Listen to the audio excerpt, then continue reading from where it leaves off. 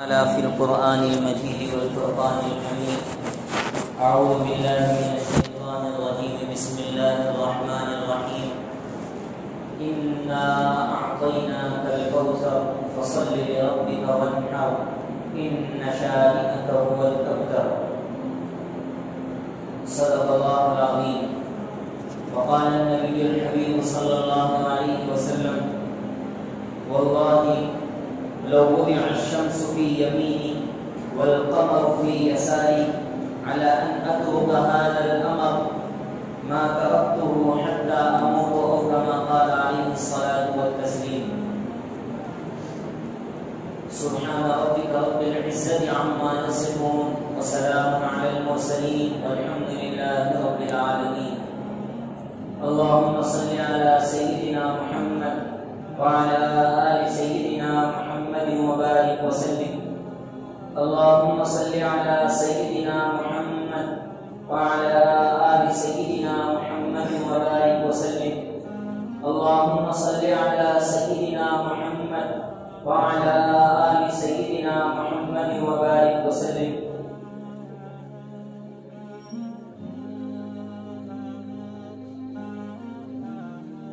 بزرگان محترم، حاضرین امین، نوجوانان ملت اور میرے دینی و ایمانی بھائیوں، السلام علیکم ورحمۃ اللہ وبرکاتہ۔ گزشتہ سے پیوستہ جمعے میں آپ صلی اللہ علیہ وسلم کی پاکیزہ سیرت اور آپ صلی اللہ علیہ وسلم کی حیات طیبہ کے گوشوں پر روشنی ڈالی جا رہی تھی، اور ہم ہجرت کے نبوت کے تیسرے سال تک پہنچ چکے تھے۔ آپ صلی اللہ علیہ وسلم پر فترت وحی کا زمانہ آ چکا ہے، اور پھر اس کے بعد فترت وحی، انقطاع وحی کے بعد آپ صلی اللہ علیہ وسلم نے دعوت کو عام کیا۔ پھر اس کے بعد دوسری وحی آئی، یہ زمانہ ختم ہوا، دعوت کو عام کیا، لوگ اب پے در پہ حضور اقدس صلی اللہ علیہ وسلم کے پاس تشریف لا کر ایمان قبول کرنے لگے۔ حضرت خباب کا تذکرہ کیا، حضرت عمار بن یاسر رضی اللہ عنہ کا تذکرہ ہوا، حضرت بلال رضی اللہ عنہ کا تذکرہ ہوا، حضرت سمیہ رضی اللہ عنہ کی شہادت کا واقعہ میں نے سنایا، حضرت مصعب بن عمیر رضی اللہ عنہ پر جو مظالم ڈھائے گئے میں نے ان کا بھی تذکرہ کیا۔ تو یہاں تک کی جو داستان تھی، یہاں تک کے جو واقعات تھے، حضور کی سیرت کا ایک اہم اور انتہائی تاریخی موڑ تھا کہ آپ صلی اللہ علیہ وسلم پر اب ایمان لانے والوں کی تعداد بڑھ رہی ہے، اور دھیرے دھیرے آپ کا پیغام، آپ کا اعلان اور توحید کی دعوت پورے کے پورے مکے میں پھیل رہی ہے۔ لوگ آپ کا تذکرہ کر رہے ہیں، لوگ آپ کے چاہنے والے آپ کے شیدائی بن رہے ہیں، آپ پر اپنا سب کچھ نثار کرنے کے لیے تیار ہو رہے ہیں، آپ کی حفاظت کے لیے کمر بستہ ہو رہے ہیں۔ تو دوسری طرف وہ لوگ جو آپ کو صادق کہتے تھے، جو لوگ آپ کو امین کہتے تھے، جو لوگ آپ کو دیانتدار کہا کرتے تھے، وہ لوگ اب آپ کے دشمن بن رہے ہیں۔ آپ صلی اللہ علیہ وسلم کی تکلیفیں دینا اور آپ کو اذیتوں میں مبتلا کرنا ان کی زندگی کا مقصد بن رہا تھا۔ یہ تاریخ کا ایک انتہائی اہم ترین جوڑ ہے، ایک انتہائی اہم ترین موڑ ہے۔ یہاں سے حضور اقدس صلی اللہ علیہ وسلم کی زندگی کی اور دعوتی زندگی کا اور آپ پر ہونے والی مظالم اور آپ پر آنے والی تکالیف کا آغاز ہوتا ہے۔ یہاں سے دور کا آغاز ہوتا ہے، اور اس دور کے آغاز سے ہی اسلام کی دعوت سارے عالم میں گونجنے لگتی ہے، اور وہاں پر حضور اقدس صلی اللہ علیہ وسلم کا کردار ابھر کر سامنے آتا ہے۔ حضور اقدس صلی اللہ علیہ وسلم کی یہ حالت کفار قریش دیکھ رہے تھے، مکہ کے لوگ دیکھ رہے تھے کہ ایسی کون سی بات ہے کہ جو ان پر ایمان لاتا وہ انہی کا گرویدہ ہو جاتا، انہی پہ فدا ہو جاتا، ان کے لیے اپنا سب کچھ قربان کر دیتا، ماں کو چھوڑنے کے لیے کہا جائے ماں کو چھوڑ دیتا، باپ کو چھوڑنے کے لیے کہا جائے باپ کو چھوڑ دیتا، آل اولاد کو چھوڑنے کے لیے کہا جائے آل اولاد کو چھوڑ دیتا، گھر بار کو چھوڑنے کے لیے کہا جائے گھر بار کو چھوڑ دیتا۔ مصعب بن عمیر رضی اللہ عنہ سے ان کے کپڑے چھین لیے گئے تھے اور کپڑے چھین کر مادر پدر انہیں ننگا کر کے مکے کی گلیوں میں گھمایا گیا تھا۔ مصعب بن عمیر رضی اللہ عنہ وہ اس گدڑی میں حضور اقدس صلی اللہ علیہ وسلم کے پاس آئے جو ان کی ماں نے ان کو دی تھی، اور آپ صلی اللہ علیہ وسلم کے سامنے ظالم تلمس طے کرتے ہیں، اور آپ صلی اللہ علیہ وسلم پر جو ایمان لاتا ہے ہر طرح کی اذیتیں برداشت کرنے کے لیے تیار ہو جاتا ہے، چاہے آگ کے انگارے پر لٹا دو لیکن احد احد کا نعرہ نہیں چھوٹتا، چاہے تپتی ہوئی ریت پر لٹا دو احد احد کا نعرہ نہیں چھوٹتا، چاہے آپ کو کسی طریقے سے مزیتیں ان پر ڈھاؤ، ان پر ظلم ڈھاؤ، ان پر تکلیفوں کی انتہا کر دو، لیکن کوئی حضور اقدس صلی اللہ علیہ وسلم پر ایمان لایا اور پھر آپ صلی اللہ علیہ وسلم پر ایمان لانے کے بعد ایمان سے پھرا ہو، ایسی کوئی تاریخ ہمیں نظر نہیں آتی۔ یہ مکی دور میں اذیتوں کے بعد، مظالم کے بعد جن لوگوں نے اسلام قبول کیا تھا، وہ انتہائی اہم موڑ پر ان کو اللہ رب العزت نے ان کو ایک اہم مقام عطا فرمایا، السابقون الاولون میں ان کا نام شمار فرمایا، اور ان کو اللہ نے دنیا میں جنت کی بشارت عطا فرما دی، اور انہی کے طفیل سے، انہی کی محنتوں، انہی کی کاوشوں اور انہی کی جدوجہد، انہی کی قربانیوں اور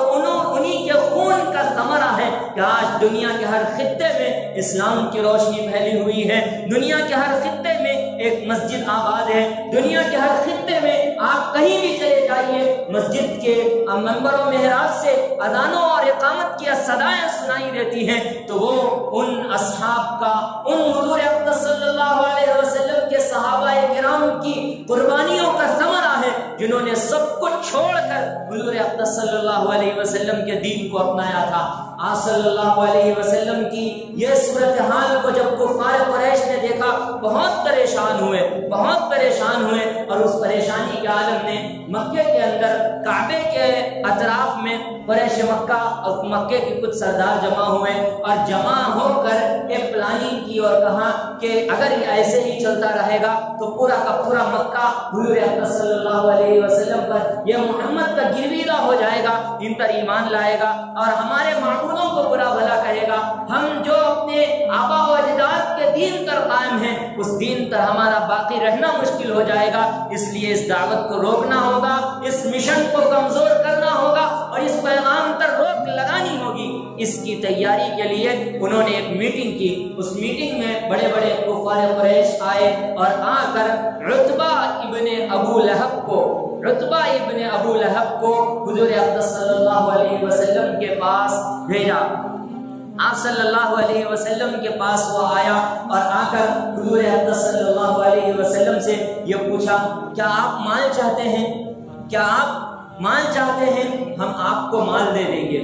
کیا آپ سرداری چاہتے ہیں؟ ہم تسلیم کر لیں گے کہ آپ مکے کے سردار ہیں۔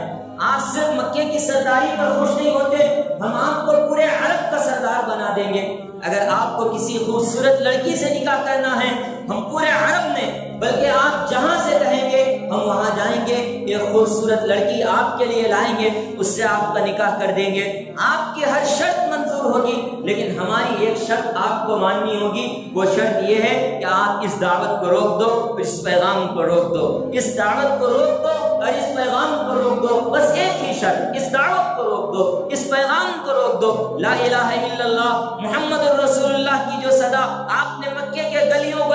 کوچوں اور بازاروں میں لگائی ہوئی ہے، اس پیغام کو روک دو۔ اور آپ نے قولوا لا الہ الا اللہ تفلحوا کا جو نعرہ آپ نے فاران کی چھوٹی سے بلند کیا ہے، اس نعرے کو روک دو۔ ہم آپ کے لیے سب کچھ کرنے کے لیے تیار ہو جائیں گے۔ آپ صلی اللہ علیہ وسلم کو مال کی لالچ دی گئی، آل اولاد کی لالچ دی گئی، منصب کی لالچ دی گئی، اور اس کے ساتھ ساتھ بہت ساری خوبصورت لڑکیوں کی لالچ دی گئی، لیکن ایمان حضور اقدس صلی اللہ علیہ وسلم کا اور ایمان کے بنانے کے لیے جس عظیم شخصیت کو مبعوث فرمایا گیا تھا، وہ عظیم شخصیت کے سامنے یہ ساری لالچ بیکار تھی۔ آپ صلی اللہ علیہ وسلم کو اگر کسی چیز کی دھن سوار تھی تو وہ اس بات کی کہ سارے انسانیت تک، سارے عالم کے لوگوں تک میری توحید کی دعوت، میرے ایمان کی دعوت، لا الہ الا اللہ محمد الرسول اللہ کا جو پیغام میں لے کر آیا ہوں وہ ہر ہر گھر تک پہنچ جائے، گھر کے ہر ہر فرد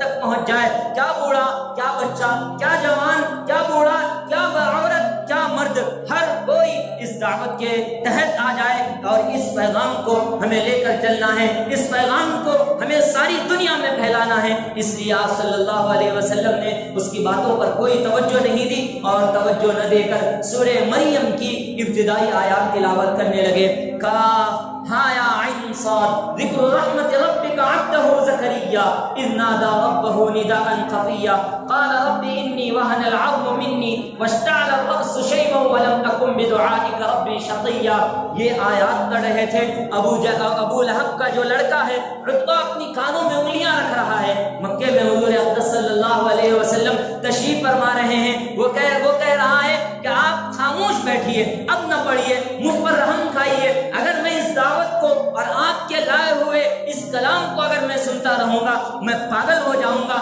میں اس کلام کی تپش کو برداشت نہیں کر سکتا، میں اس کلام کی سحر انگیزی کو برداشت نہیں کر سکتا، مجھے مجبوراً یہی مسلمان ہونا پڑے گا، اس لیے میں یہاں سے اٹھ کے چلا جاتا ہوں۔ چونکہ عتبہ ایک مشہور فصیح اللسان شاعر تھا، وہ شاعر تھا، عربی ادب سے اچھی طرح واقف تھا، وہ پورے مجمع میں واپس دوڑا اٹھ کر جاتا ہے اور کہتا ہے تم اسے کچھ نہ کہو، یہ فصیح، یہ شاعر نہیں ہے، یہ شاعر نہیں ہے، یہ دیوانہ نہیں ہے، یہ جادوگر نہیں ہے، کسی کے کلام میں اس قدر طاقت اور قوت نہیں ہو سکتی، کسی کے کلام میں اس قدر وزن نہیں ہو سکتا، تم ان کی بات مان لو، کیا برا ہے اگر یہ ایمان لائے، اگر ان کی دعوت پر قریش ایمان لائے تو پوری دنیا کے اندر مکے کا نام روشن ہو جائے گا، عرب کا نام روشن ہو جائے گا، ایمان لے آؤ۔ لیکن کفار نے اسے بھی سمجھا دیا، کہہ دیا تمہیں اس چیز میں مداخلت کرنے کی ضرورت نہیں تھی، تمہیں جو کام دیا گیا تھا بس وہی کام کرو، اور وہ یہ کہ تم حضور اقدس صلی اللہ علیہ وسلم کو اس دعوت سے روکو۔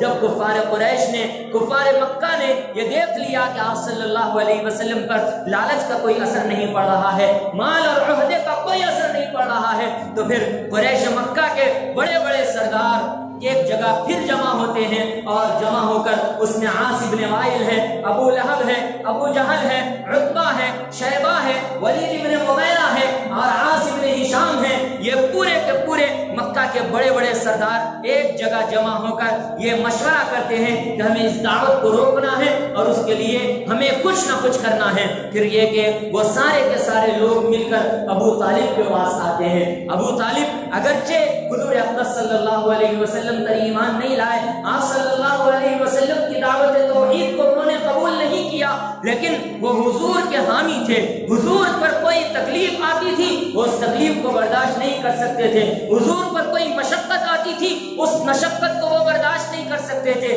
جب تک ابو طالب باحیات رہے کفار مکہ نے حضور اقدس صلی اللہ علیہ وسلم کے قتل کی سازش نہیں کی، آپ صلی اللہ علیہ وسلم کو مارنے کی کوشش نہیں کی، آپ صلی اللہ علیہ وسلم کو ستایا، آپ صلی اللہ علیہ وسلم کو تکلیفیں دی، لیکن آپ صلی اللہ علیہ وسلم کو قتل کرنے کی سازش نہیں کی، کیونکہ کفار جانتے تھے اگر ہم حضور اقدس صلی اللہ علیہ وسلم کے سلسلے میں اگر ہم ایسا کوئی اقدام کریں گے تو پورا قریش ہمارے خلاف بھڑک جائے گا، پھر ایک ایسی جنگ شروع ہوگی جو سال ہر سال چلے گی۔ اس لیے جب تک ابو طالب باحیات رہے اس وقت تک یہ کوئی ایسا ان کے ذہن میں تصور تک نہیں آیا۔ وہ آئے اور آ کر انہوں نے کہا آپ اپنے بھتیجے کو سمجھائیے، اس سے کہیے کہ ہمارے معبودوں کو برا بلا نہ کہے، ہم جن کی پرستش کرتے ہیں ان کی مذمت نہ کریں، وہ اپنے خدا کی دعوت نہ دے اور ہمارے لوگوں کو ہم سے انہیں بد مذہب نہ کرے، مذہب بیزار نہ کرے۔ اگر ایسا نہیں کریں گے تو آپ راستے سے ہٹ جائیے، یا تو آپ اسے سمجھائیے یا پھر ہم اسے ٹھکانے لگا دیں گے، یا آپ اسے سمجھائیے یا پھر ہم اسے ٹھکانے لگا دیں گے۔ جب ابو طالب کے سامنے کفار مکہ کے بڑے بڑے سردار دیکھ رہے تھے تو ابو طالب کو تھوڑی سی ان کو شکن ہوئی اور تھوڑا سا انہوں نے توقف کیا اور پریشانی کے عالم میں اٹھ کر اپنے بھتیجے کے پاس آئے اور بھتیجے کے پاس آ کر دونوں ہاتھ پکڑ کر کہا بیٹے بھتیجے میری یہ حالت دیکھ رہے ہو، میں بڑھاپے کی عمر میں داخل ہو چکا ہوں، پہلے ایسا ہوتا تھا کہ مکے کا بچہ بچہ میرے نام سے میرا احترام کیا کرتا تھا، آج کفار مکہ، مکے کے بڑے بڑے سردار تمہاری شکایت لے کر میرے پاس آئے ہیں، وہ یہ چاہتے ہیں کہ تم اس دعوت کو روک دو۔ میں بھی یہ مشورہ دیتا ہوں کچھ دن تک تم اس دعوت سے باز آ جاؤ، اگر اس دعوت سے باز آ جاؤ گے تو پھر یہ لوگ تمہیں کچھ نہیں کریں گے، ان کے تیور بہت سخت دکھ رہے ہیں، اگر تم اس دعوت سے باز نہیں آؤ گے تو یہ تمہاری قتل کی سازش کر دیں گے، اور میرے اندر اتنی طاقت نہیں ہے کہ میں اس کا بوجھ اٹھا سکوں، میرے اندر اتنی طاقت نہیں ہے کہ میں اس کا بوجھ اٹھا سکوں۔ آپ صلی اللہ علیہ وسلم اس وقت تھوڑی دیر کے لیے گردن جھکاتے ہیں، اور گردن جھکا کر حضرت ابو طالب سے کہتے ہیں، ابو طالب میری حفاظت کرنے والا اللہ ہے، میری پرورش کرنے والا اللہ ہے، فواللہ لو وضع الشمس علی یمینی، اگر اللہ کی قسم اگر یہ لوگ سورج کو میرے دائیں ہاتھ میں رکھ دے، لو وضع القمر علی یساری، اور اگر چاند کو میرے بائیں ہاتھ میں رکھ دے، اگر سورج کو میرے دائیں ہاتھ میں رکھ دے اور چاند کو بائیں ہاتھ میں رکھ دے، ما ترکتہ حتی اموت، تب بھی میں اس دعوت کو نہیں چھوڑ دوں گا، یہاں نہیں چھوڑوں گا یہاں تک کہ میری موت آ جائے، مجھے میرا وصال ہو جائے، اس وقت تک میں اس دعوت کے کام کو میں نہیں چھوڑوں گا۔ میں علانیہ جو توحید کی دعوت دے رہا ہوں، جو لوگوں کو اللہ کی طرف بلا رہا ہوں، لا الہ الا اللہ محمد رسول اللہ کا جو نعرہ لگا رہا ہوں، قولوا لا الہ الا اللہ تفلحوا کا نعرہ جو لگا رہا ہوں، اس نعرے سے باز نہیں آؤں گا۔ اگر آپ کو میری حمایت کرنی ہے کریے، ورنہ اللہ میری حفاظت کرنے والا ہے، اللہ میری نگہبانی کرنے والا ہے،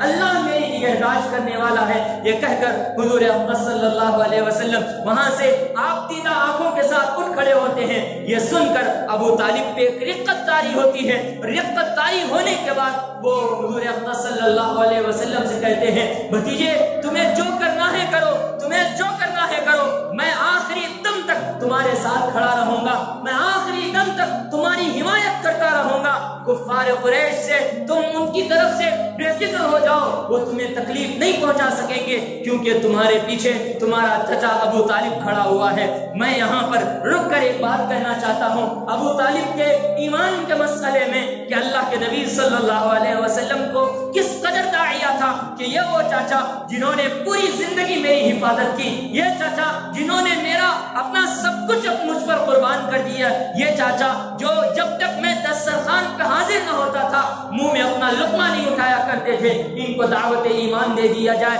یہ اگر ایمان لائے مجھے زندگی حاصل ہو جائے گی، مجھے میری زندگی کا سکون مل جائے گا۔ حضور بہت پریشان رہتے تھے، بہت تکلیف میں رہتے تھے، بارہا سجدے میں جا جا کر اپنے چچا کے لیے دعا کرتے ہیں، اے اللہ ابو طالب کو ایمان کی توفیق عطا فرما، ابو طالب کو ایمان کی توفیق عطا فرما۔ آخری وصال کے موقع پر ابو طالب سے کان میں کہا، چچا جان میرے کان میں کلمہ پڑھ لیجئے، چچا جان میرے کان میں کلمہ پڑھ لیجئے، کیونکہ میں آپ کو جہنم کی آگ میں نہیں دیکھ سکتا، چچا جان میرے کان میں کلمہ پڑھ لیجئے۔ حضور اکرم صلی اللہ علیہ وسلم درد کے مارے، تکلیف کے مارے اپنے چچا سے فریاد کر رہے، کلمہ پڑھ لیجئے، ایک بار کلمہ پڑھ لیجئے، میں آپ کی سفارش کر کے آپ کو جنت میں لے کے آؤں گا،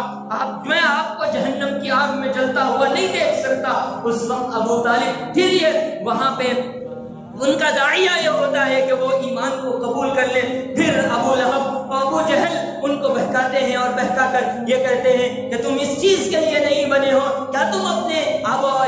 اجداد کے دین سے پھر جاؤ گے؟ یہ کہتے ہی ابو طالب کے اندر جو ایمانی قوت تھی وہ ایمانی قوت پھر پست ہوتی ہے، پھر پست ہو کر وہ ایمان لائے بغیر اس دنیا سے گزر جاتے ہیں۔ اس وقت اللہ کے نبی اور زیادہ غمگین ہو جاتے ہیں اور پریشان ہو جاتے ہیں، پھر آیت کریمہ کا نزول ہوتا ہے، انک لا تہدی من احببت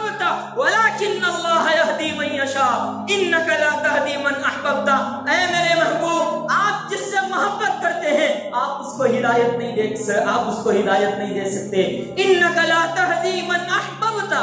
آپ جس سے محبت کرتے ہیں آپ اس کو ہدایت نہیں دے سکتے، ولیکن اللہ یہدی من یشاء، لیکن اللہ ہے وہ جسے چاہتا ہے ہدایت دیتا ہے، جسے چاہتا ہے ہدایت دیتا ہے۔ یہ آیت کریمہ کے نزول کے بعد آپ صلی اللہ علیہ وسلم کا غم تھوڑا سا ہلکا ہوا۔ آپ صلی اللہ علیہ وسلم کی یہ کیفیت، آپ صلی اللہ علیہ وسلم کی ابو طالب کے ایمان نہ لانے کی کیفیت جو آپ کو ستا رہی تھی، پریشان کر رہی تھی، وہ کیفیت حضور اقدس صلی اللہ علیہ وسلم اس کی تسلی کے لیے اللہ تعالیٰ نے اس آیت کریمہ کو نازل فرمایا۔ یہاں تک کہ واقعات ہیں، اور پھر اس کے بعد آپ صلی اللہ علیہ وسلم وہاں سے اٹھ کر مکے میں نماز پڑھنے کے لیے آتے ہیں، نماز پڑھنے کے لیے آتے ہیں۔ یہاں سے پھر اور تکلیفوں کی اور مظالم کی داستان شروع ہو رہی ہے۔ آپ پر ایمان لانے والوں کو اور مارا جا رہا ہے، اور تکلیفیں دی جا رہی ہے۔ ابو فقیہ کو مارا جا رہا ہے، حضرت سمیہ کی شہادت ہو چکی ہے، حضرت زنیہ کو مارا جا رہا ہے، اور نہ جانے کیسے لوگوں کو مارا جا رہا ہے، انہیں تکلیفیں دی جا رہی ہے۔ آپ صلی اللہ علیہ وسلم جس راستے سے گزر رہے وہاں پر اب کانٹے بچھائے جا رہے ہیں۔ آپ صلی اللہ علیہ وسلم جس گلی کوچے سے گزر رہے وہاں آپ پہ کچرا پھینکا جا رہا ہے۔ آپ صلی اللہ علیہ وسلم کے پیچھے آواز لگائے جا رہے ہیں۔ وہ لوگ جو آپ کو صادق کہا کرتے تھے آپ صلی اللہ علیہ وسلم کو، اب آپ صلی اللہ علیہ وسلم کو جھوٹا کہہ رہے ہیں، کذاب کہہ رہے ہیں، آپ کو امانت دار کے بجائے آپ کو پاگل کہہ رہے ہیں اور آپ کو مجنون کہہ رہے ہیں۔ یہ دعوت و توحید کے اندر آنے والی ابتلائیں ہیں۔ دعوت و توحید کے سلسلے میں حضور پر آنے والا وہ انتہائی خطرناک ترین دور ہے، جو ہر داعی کو آج بھی اگر اللہ کا نام لے کر کوئی حضور کے اس مشن کو عام کرنے لگے اور حضور کے اس مشن کو لے کر اپنی زندگی کو وقف کرنے لگے، تو سب سے پہلے اس کے خاندان والے اس کی راہ میں رکاوٹ بنیں گے، پھر اس کے محلہ والے اس کی راہ میں رکاوٹ بنیں گے، جیسا کہ حضور کے دور میں ہوا تھا، حضور اقدس صلی اللہ علیہ وسلم کے ساتھ ہوا تھا۔ آج بھی اگر داعیان دین اسلام کی حفاظت کے لیے، اسلام کو عام کرنے کے لیے لا الہ الا اللہ محمد الرسول اللہ کا علی الاعلان نعرہ لگائیں گے، تو سب سے پہلے اگر کوئی مخالفت کرے گا، آپ یقین مانیے آپ کا گھرانہ ہوگا۔ حضور نے بھی اعلان کیا تھا، سب سے پہلے حضور کا انکار کرنے والے، حضور کے اس مشن کو روکنے والے ابو لہب حضور کا سگا چچا تھا۔ کہا تھا تبلک یا محمد الہذا جمعتنا، اے محمد تیرے اوپر ہلاکت اور بربادی ہو، کیا اسی کام کے لیے تو نے ہمیں جمع کیا تھا؟ یہ ابو لہب نے کہا تھا۔ اللہ کو اس پر اس قدر غصہ آیا، اللہ تعالیٰ نے اس پر قیامت تک کے لیے پھٹکار نازل کر دی، تبت یدا ابی لہب وتب ما اغنی عنہ مالہ وما کسب سیصلی نارا ذات لہب وامرأته حمالۃ الحطب فی جیدها حبل من مسد۔ تو ابو لہب پر اللہ نے پھٹکار نازل کی اور کہا ابو لہب تیرے ہاتھ ٹوٹ جائیں، تو ہلاک اور برباد ہو، جو میرے نبی کو تو ہلاک اور بربادی کی بد دعا دیتا ہے۔ پورے مسلمان قیامت تک کے آنے والے مسلمان تیرے اوپر بد دعا کریں گے کہ ابو لہب کر ہلاکت و بربادی ہو۔ یہ مشن ہے، یہ پیغام ہے، آپ صلی اللہ علیہ وسلم نے یہ پیغام دیا ہے۔ آپ صلی اللہ علیہ وسلم مکے میں تشریف فرما ہے، نماز پڑھ رہے ہیں، آپ پر اونٹ کی اوجڑی لا کے رکھی جا رہی ہے، اونٹ کی گندگی حضور اقدس صلی اللہ علیہ وسلم کے جسم اطہر پر لا کے رکھ دی جاتی ہے۔ وہاں کوئی نہیں ہے، وہاں دیکھ کر کفار قریش ٹھٹا اڑا رہے ہیں، مذاق کر رہے ہیں، زور زور سے ہنس رہے ہیں۔ آپ صلی اللہ علیہ وسلم درد کی شدت میں کرا رہے ہیں۔ دور سے حضرت فاطمہ رضی اللہ تعالی عنہ بھاگے ہوئے آتی ہیں اور اپنے والد کے جسم سے اس اوجڑی کو ہٹاتی ہیں۔ آپ صلی اللہ علیہ وسلم اس تکلیف کی حالت میں، اس درد کی حالت میں نام لے لے کر ان کے حق میں بد دعائیں کرتے ہیں۔ اے اللہ مجھے آپ کی بارگاہ میں سجدہ بھی نہیں کرنے دیا جاتا، میں جس پیغام کو لے کر یہاں تک آیا ہوں اس پیغام کو روکنے کی ہر ممکن کوشش کی جاتی ہے۔ اے میرے پروردگار ان کو ہلاک فرما، ان کو برباد فرما، عتبہ کو، شیبہ کو، ولید ابن مغیرہ کو، ابو جہل کو، ابو لہب کو ہلاک فرما۔ تاریخ میں حضور اقدس صلی اللہ علیہ وسلم کی بددعاؤں کا تذکرہ نہیں ملتا، لیکن یہ وہ دور ہے جس دور میں حضور کے اوپر مظالم کی انتہا کی جا رہی ہے۔ آپ صلی اللہ علیہ وسلم کے صبر کو آزمایا جا رہا ہے۔ آپ صلی اللہ علیہ وسلم پر مزیتوں اور تکالیف کی انتہا کے بعد حضور اقدس صلی اللہ علیہ وسلم نے ان کے حق میں بد دعائیں کی۔ تاریخ میں آتا ہے کہ ایک مرتبہ عتبہ اور شیبہ ابو لہب کے جو دو بیٹے تھے وہ مکے سے نکل کر شام کے ایک مقام پر کسی تجارتی قافلے کے تحت چلے گئے. تجارتی قافلہ وہاں پہنچا. وہاں پہنچنے کے بعد اس کو حضور اقدس صلی اللہ علیہ وسلم کی وہ دعا یاد آئی جو عتبہ کے حق میں حضور اقدس صلی اللہ علیہ وسلم نے کہی تھی.